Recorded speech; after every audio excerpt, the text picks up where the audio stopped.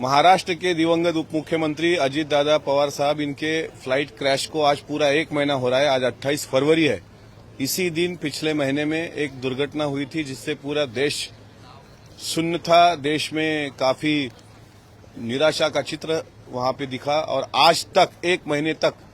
महाराष्ट्र का कोई भी घर ऐसा नहीं है कि जहां अजीत दादा की यादें आज भी ताज़ी नहीं होगी। लेकिन 1 महीने में बहुत सारे सवालात अभी भी बाकी रहते हैं। साहिल मदन कहाँ है, यश कहाँ है, सुमित कपूर कहाँ है। डीजीसीए ने जिस तरीके से वीएसआर वेंचर को एक परवानगी दी थी या उनको एक अथॉरिटी दी थी दादा को टेक ऑफ करके बारामती ले जाने तक, तो बारामती जैसी सेफ लैंडिंग जहां हो सकती है, जहां कई बार अजीत दादा हो, पवार साहब हो, आना जाना उनका रहता था, वहां पे इस तरीके से फ्लाइट क्रैश होना और बहुत सारी संदिग्धता सीसीटीवी फुटेज से लेके दादा के वीएसआर वेंचर में बैठने तक की अभी भी कायम है। 1 महीने में क्या हाथ में आया, तो 1 महीने में ब्लैक बॉक्स मिला और ब्लैक बॉक्स भी पहले जला हुआ मिला, फिर उसका डेटा रिकवरी के लिए बाहर देश भेजा गया। 1 महीने में क्या हासिल हुआ, तो 1 महीने में उच्च स्तरीय जांच की गतिविधियां और उच्च स्तरीय जांच की जिस तरीके से शब्द दिया गया वो भी अभी तक पूरा नहीं हुआ। 1 महीने में क्या हासिल हुआ, तो इस 1 महीने में अजीत दादा जैसे बड़े नेता के विमान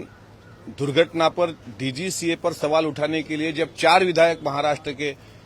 मरीन ड्राइव पुलिस स्टेशन पहुंचे तो उनको एफआईआर भी नहीं उनका दर्ज हुआ। ये 1 महीने में अजीत दादा जैसे बड़े नेता के जाने के बाद का महाराष्ट्र का दुर्भाग्य है। आज 1 महीना पूरा हो रहा है, लेकिन दुर्भाग्यवश ये कहना पड़ता है कि अजीत दादा जैसे नेता के न्याय के लिए अगर एफआईआर भी दर्ज नहीं होती हो तो मुझे लगता है महाराष्ट्र के दृष्टिकोण से, महाराष्ट्र के हित से उचित नहीं। हम दादा को अभी भी मिस कर रहे हैं और दादा जैसा नेता महाराष्ट्र से इस तरीके से चले जाना, अभी तक वो सदमा महाराष्ट्र में घर घर में कायम है। असक्षम तो नहीं कहा,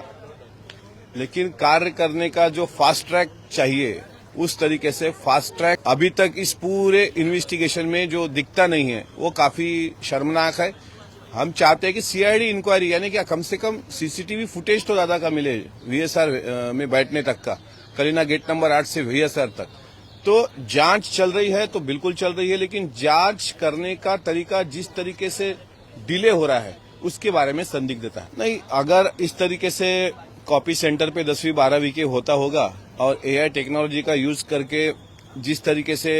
आप बोल रहे हो, अगर ये सच बात है और होगी भी, मैंने भी कई सारे सेंटर ऐसे, मेरे कान पे अभी वो वीडियोस भी आए मेरे मोबाइल पर भी कि किस तरीके से कॉपी चल रही है, तो इस पे महाराष्ट्र के शिक्षा मंत्री का जरूर इस पे वो ख्याल देंगे और गंभीरता से लेंगे, क्योंकि मुझे लगता है 10वीं के अभी आधे पेपर तो हो चुके हैं, लेकिन अब पछताए हो तो क्या, चिड़िया चुग गई खेत, ऐसा नहीं होने को ना।